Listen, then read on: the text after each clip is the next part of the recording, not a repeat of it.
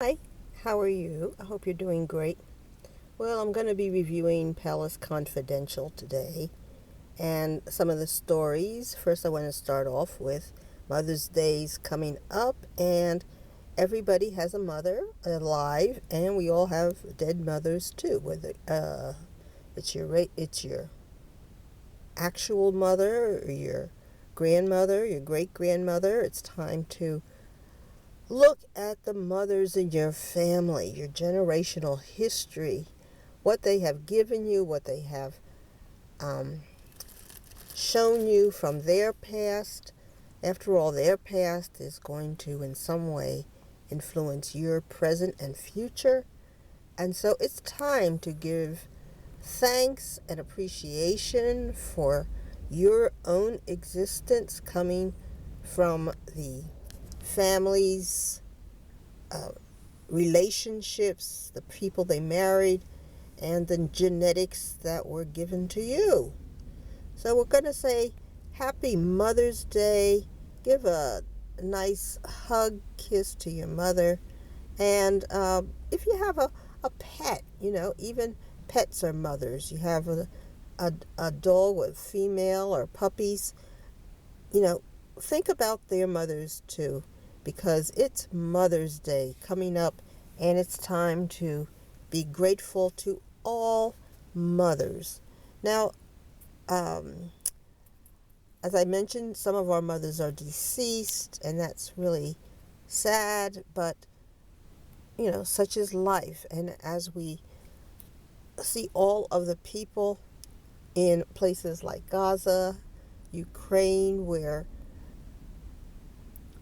mothers are being killed on a daily basis, along with children. And when I say children, I mean little teeny weeny babies and very young children who haven't even had a chance at life. They're also being killed.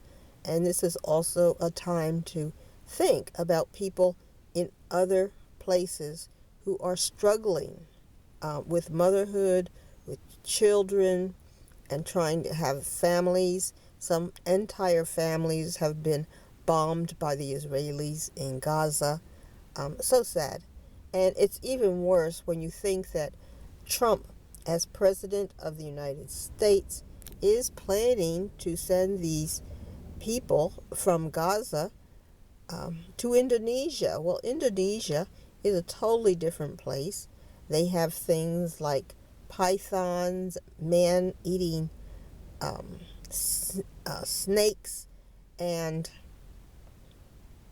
let me see, Komo- Komodo dragon, which is a real dinosaur. If you ever want to think about what life would be like if dinosaurs roamed the earth and we as people were around, look at the Komodo dragon. I mean, that animal snarfles down at other animals in a second. It just approaches slowly, does a quick tongue flip, and that other animal is digesting. So I think it's cruel, inhumane to send people from Gaza to Indonesia. They have different people, different beliefs. They have very primitive tribes over there who don't want to be bothered with all of these religious beliefs, and they're going to conflict. They have terrible, terrible flooding. I mean, up to the neck in some of those places in Indonesia. And of course, it's close to China. It's just a very, very bad situation. Heartless, cruel, mean spirited. And I know Trump is Jewish. I mean, he has his daughter committed to Judaism, and his grandchildren are Jews. And so I know he has a vested interest in the Jews and in hating the Palestinians. But these deaths will be on his head. These are the deaths that, well, Joe Biden, encouraged by giving more and more bombs to the Israelis as they over killed in Gaza after the October 7th um, uprising. by Hamas against the Israelis, but the Israelis were treating the Jews, the Palestinians, so bad. I mean, they had so many restrictions, and they would come in the middle of the night and arrest the children. You know, if the children seemed too spirited, too strong, they would come by at 1 a.m., knock on the door, ask for the kid, they'd take the kid out, put him in prison, and they had thousands and thousands of Palestinians in Israeli prisons. So I'm not going to go off on that right now. You can see my past videos about how horrible I think all of that is. But I'm going to go through Palace Confidential with some of the things about Harry and Meghan. Now, one of the people who received a box, she purchased items from Meghan's store, and she showed her unwrapping, and it was a very nice box. It was a big wooden box, and inside were packages with crepe mix, cookie mix. Let me see, they had toppings. They had, I think, honey. I don't know what all they had, but it was a very nice box. It had about 3, 4, 5, 6, 7 items, I believe, in there, including a special container that had the very famous Meghan's jam. So that was nice to see. And the box is wooden, and it's gift wrap, and it has a little note that says the person's name, and it says enjoy. So that's what she's selling, and it looked very nice. It would be nice if you have somebody having a birthday or something that you are wanting to send them a gift and you don't know what to buy. Why not buy a box of Meghan's stuff and send it to them, or just some items. But anyway, she seems to be doing well. She had a limited number of these items to sell. We don't know how many, but they did sell out.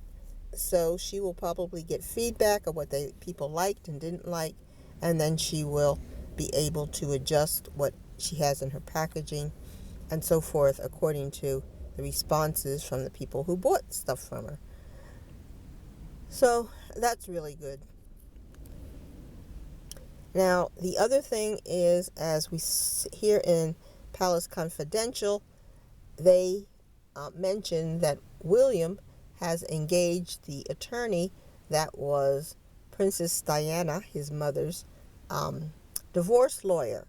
And so everyone's saying, well, what is William planning to divorce Kate? Well, we don't know. But as I said in one of my videos, when cancer comes in, usually divorce comes in also. Men get very turned off sexually by people who have had cancer. That's normal. Not always. A lot of men don't. But most, from what I've seen, do. And so I expected they would be thinking about divorce, or he might be thinking about future plans, about maybe he has cancer. Everybody else in the palace seems to have cancer. And Kate, of course, she had cancer. She is recovering, but maybe her cancer is terminal, and maybe he's thinking about end-of-life provisions that need to be made for him and especially the children in case Kate should pass away. I don't know exactly what's going on, but he did engage a lawyer to get their finances together, to get their legal papers together. And then, of course, they're preparing for the death of King Charles, who just came out of the hospital. He had a little blip from taking some medication for his unknown cancer, and so he didn't even stay. I mean, he just went in to see the doctor, basically, and I guess the news media blew it up to, well, he's dying. But, of course, he's dying because he's old, but he seems to be pretty good. He is canceling all of his visits to other countries, but he's still planning to go to Italy. Well, naturally, Camilla wants to shop. We know why Camilla is going to Italy, because it's great food. It's a nice vacation spot. There's a lot of shopping to do. She doesn't have to be bothered with a lot of minority people She's not going to be seeing any Samoan um, dancing around in front of her. She's going to be basically with um, her rich white friend, probably. So he's going to continue his trip to Italy, and then he'll be back, and he's going to cancel everything else. And he had to cancel his trip to see the Pope because the Pope is dying. Everybody over there is dying. The Pope is dying. The Pope had uh, lung problems, couldn't get out of the hospital. They kept trying to release him, but he was never good enough. Finally, they were able to ship him out and back to the church where he is resting, probably dying. But anyway, that visit had to be canceled. Charles is dying, Pope is dying, and so we'll see how that goes in the future. So, what else is going on? Well, we have this whole Sinabali mess where Dr. Shindawe, and I'm not going to say her name again, I'm going to say Dr. C because I don't want to mess up her name. Dr. C came out and said, she had a lot of complaints about Harry. She talked often about how wonderful Harry was, how great their relationship was, how they got along.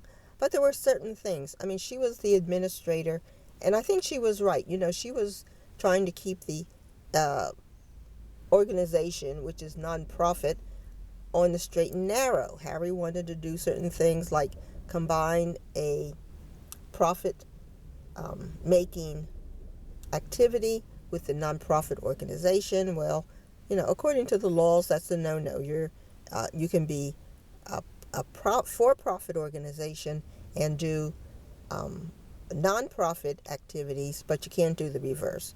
You can't be a nonprofit and do activities for profit. So she was keeping him on the straight and narrow about that. I think that was irking Harry because he wanted to also monetize this stuff.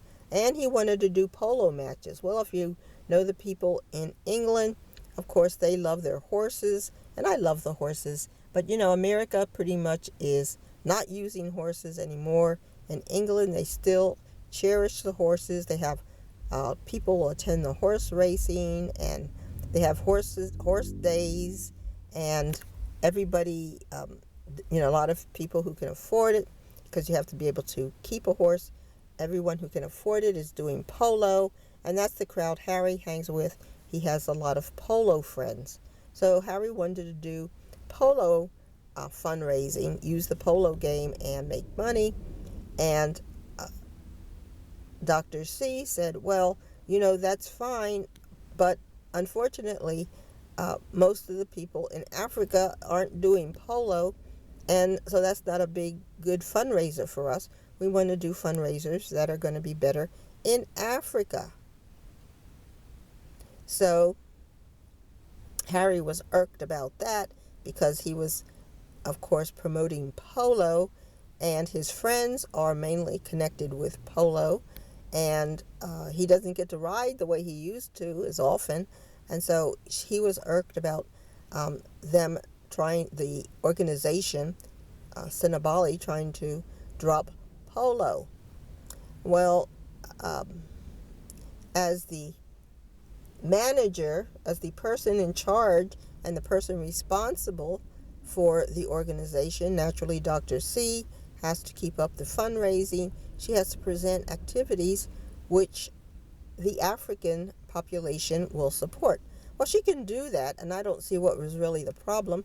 Let Harry have his polo, and then whatever he gets from there, because the people there are going to be quite wealthy, and they will donate because of Harry. And they will donate to the organization if they think it's going well. But when you publicize an organization that looks like it's going to be crumbling, people are much less likely to donate. And if they donate, they're going to donate much less, because why are they going to be donating to a failing organization? So I think her coming out was a very bad thing for the organization. I think she meant well. She has a problem in the organization. I understand that. But these things have to be handled much more discreetly. But I think the other thing was, of course, there was a clash with the polo activity. Harry started bringing in people that had said they were not coming, including Meghan. Meghan said she wasn't coming, so they didn't provide any security for Meghan because all that stuff costs money. You don't want to provide security for people who aren't coming. And then Meghan showed up, and not only did she show up, she brought Serena Williams, who now she needs security. Serena is worth like $100 million or something. So they didn't have any security prepared for Serena, and so everything became very awkward. And then also when Harry changed the activity from a non-profit activity to a for-profit activity, everything was falling apart because all of the people who contributed to the activity felt they were contributing to a non-profit activity, and so they gave generously. And then when they found out he was going commercial and expecting a profit and was going to be filming for Netflix, then everybody said, well, I want a piece of the pie too, and they wanted to charge more. So they charged more for the facility, and all of the vendors wanted to charge more, and they had to get consent for filming all of the people that were going to be there, including all of the attendees. You can't just film people and put them on Netflix. But Harry doesn't know this because normally he doesn't have to be bothered. But, of course, Dr. C, she has to be on her toes and make sure the organization doesn't get sued by people who think they're in this nonprofit thing and then find out they're on TV in Netflix. So all of these things were irritating Harry. Harry felt, well, maybe he could override her by putting another one of his friends on the board, someone named Brian. And because he had other friends on the board, they eagerly welcomed Brian to the board. And let's face it, Dr. C, very educated and so forth, but she is not going to bring in the big bucks. People don't know her, but they know Harry. So there's a conflict there. If you want to have the organization and you want to have it known and have some notoriety, you have to have Harry. If Harry quits, your big name quits. Maybe somebody else will join, somebody who's big name in Africa who can also help do fundraising. But, if they wanted to do something like that, they would have already done it. They could have already formed another organization to help HIV and AIDS patients. And that's what this Cinebali does, because that was Diana's favorite fundraising activities to do. She worked tirelessly, and she gave a lot of effort to people who had HIV and AIDS. She was one of the first people to hug and so forth of, big name people to actually get close to HIV and AIDS patients. I think Elizabeth Taylor did that also. So now that this has, and Dr. C said she didn't want to get into the Harry, Meghan media mess. So the media is really responsible for a lot of these problems, because by them always talking negatively about Harry and always talking negatively about Meghan, that rubs off on the organization. And so it made it harder, because of all the negative media attention, for Cinebali to just get people to think that the organization was good and to want to donate.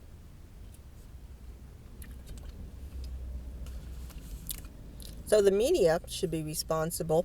In the United States, we have laws that if you do that, you can be sued and